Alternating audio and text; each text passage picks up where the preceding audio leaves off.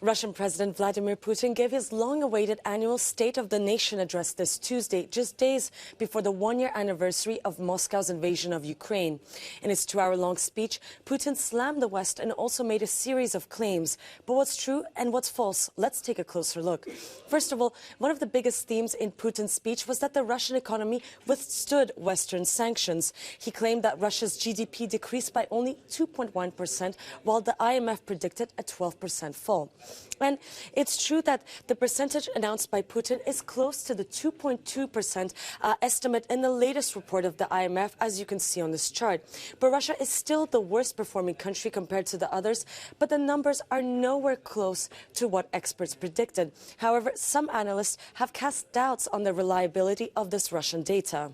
It's true that experts were waiting for much worse results starting from the beginning of the war. It's also true that the government is cheating, and it's not by chance that the latest figure about very modest decline of Russian GDP came yesterday, although it was supposed to come much earlier, and it was designed to present this very positive view of what's going on in Russian economy. Another one of Putin's claims is that the West has spent $150 billion in aid to Ukraine, while the G7 countries only spent $60 billion to help the poorest nations in the world from 2020 to 2021.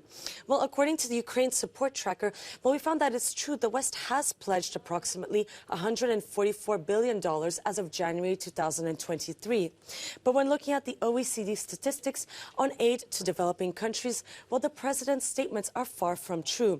In 2021, the G7 contribution was approximately $128 billion in aid, more than twice as much as Putin claims.